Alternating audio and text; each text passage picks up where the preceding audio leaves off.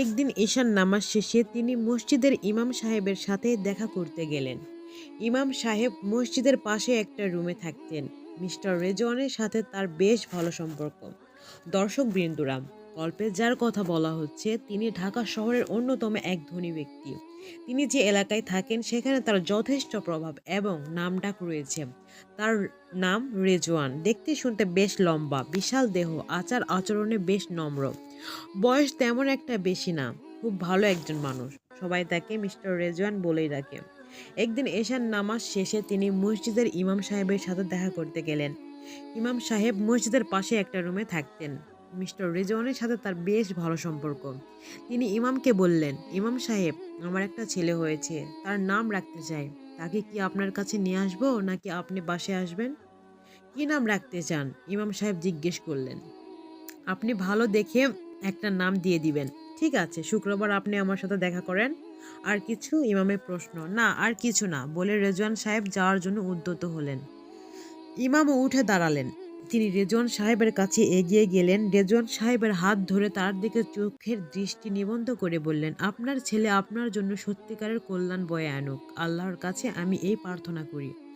16 বছর পর একদিন মিস্টার রেজওয়ান আবার এলেন ইমামের কাছে। তার চেহারায় কোনো পরিবর্তন না দেখে ইমাম সাহেব বললেন, আপনার স্বাস্থ্য এখনো বেশ ভালো আছে দেখছি, কারণ আমার কোনো অশান্তি বা ঝুট ঝামেলা নেই। আমি অনেক সুখে আছি, মিস্টার রেজওয়ান জবাব দিলেন। ইমাম সাহেব কথার প্রত্যুত্তরে কিছু না বললেন, শুধু জিজ্ঞেস করলেন, তা আজও এসেছেন কেন? আমার ছেলে এখনো কৈশোরে পা দিয়েছে। এখন থেকে সেও মসজিদে আসবে, নামাজ পড়বে। আপনি তাকে শেখাবেন। ঠিক আছে, খুব ভালো কথা, পাঠিয়ে দিবেন। এই নিন কিছু বকশিস। আমার খুব আনন্দ হচ্ছে একমাত্র ছেলের কথা ভেবে। রেজওয়ান সাহেব আবেগ ভরা কণ্ঠে বললেন। ইমাম সাহেব টাকাটা নিতে চাইলেন না। মিস্টার রেজওয়ান তাকে জোর করে টাকাটা দিয়ে দিলেন। এরপর চলে গেলেন। কেটে গেল আরো 8টি বছর। একদিন বিকালে ইমাম সাহেব তার রুমের পাশে কোলাহলের আওয়াজ পেলেন। বাইরে বেরিয়ে দেখলেন একদল লোক তার কাছে আসছেন। সবার সামনে মিস্টার রেজওয়ান। তিনি ইমাম সাহেবের রুমে ঢুকলেন। ইমাম সাহেব মিস্টার রেজওয়ানকে চিনতে পারলেন। মিস্টার রেজওয়ান বললেন, আমার ছেলের বিয়ে ঠিক হয়েছে এই এলাকার সবচেয়ে ধনী মিস্টার রহমানের একমাত্র মেয়ের সাথে। আপনাকে দাওয়াত দিতে এসেছি, আর বলতে এসেছি যে বিয়েটা কিন্তু আপনিই পড়াবেন। ইমাম সাহেব হাসি মুখে বললেন, ভালো সংবাদ, ঠিক আছে, আমি অবশ্যই আসব। মিস্টার রেজওয়ান উঠে দাঁড়ালেন। ইমাম সাহেবের হাতে বেশ কিছু টাকা দিয়ে বললেন, এই নিন আপনার বকশিস। ইমাম সাহেব বললেন, আপনি তো অনেক কিছু বেশি দিয়েছেন, এত টাকা লাগবে না। কাপড়টুকু রেখে বাকিটা ফেরত নিয়ে নিন। আমার একমাত্র ছেলের বিয়ে, আমি কোনো রকম কার্পণ্য করতে চাই না। আমি আপনাকে খুশি হয়ে দিচ্ছি, মিস্টার রেজওয়ান বললেন। ইমাম সাহেব টাকাটা নিয়ে উঠে দাঁড়াতে দাঁড়াতে বললেন, আপনি এ নিয়ে আপনার ছেলের জন্য এখানে 3বার এলেন। আমার আসার কাজ বোধহয় আজ শেষ হয়ে গেল, আর হয়তো আসতে হবে না, বলে ইমামের সাহেবের কাছ থেকে বিদায় নিয়ে মিস্টার রেজওয়ান চলে গেলেন। 1 সপ্তাহ পরের কথা। বেশ শান্ত একটা দিন। পিতা পুত্র গাড়িতে করে বিয়ের আয়োজন ঠিকঠাক করার জন্য যাচ্ছিল। হঠাৎ প্রচণ্ড জোরে শব্দ করে একটা অ্যাক্সিডেন্ট হলো। মিস্টার রেজওয়ান গাড়ি থেকে ছিটকে বাইরে পড়ে গেলেন। তার ছেলে ভেতরেই রয়ে গেল। আশেপাশের মানুষজন ছুটে এলো সাহায্য করতে, কিন্তু ততক্ষণে অনেক দেরি হয়ে গেছে। মারা গেল মিস্টার রেজওয়ানের একমাত্র ছেলে। মিস্টার রেজওয়ান কিছুতেই বিশ্বাস করতে পারছিলেন না, শুধু হতবিহ্বল হয়ে তাকিয়ে রইলেন।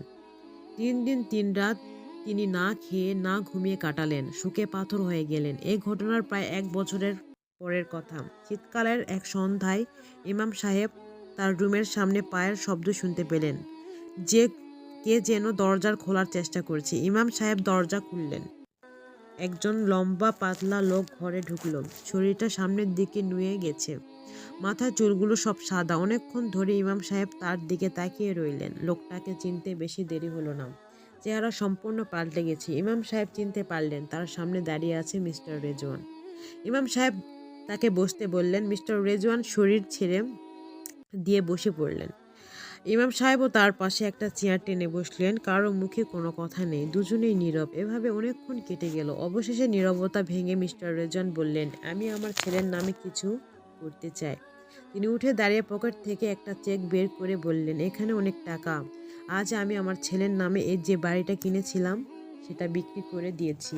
সেটা থেকে প্রাপ্ত টাকার চেকটা আপনার হাতে তুলে দিলাম। ইমাম সাহেব বললেন, আপনি কি করতে চান? ভালো কিছু, মিস্টার রেজওয়ান মৃদু স্বরে বললেন।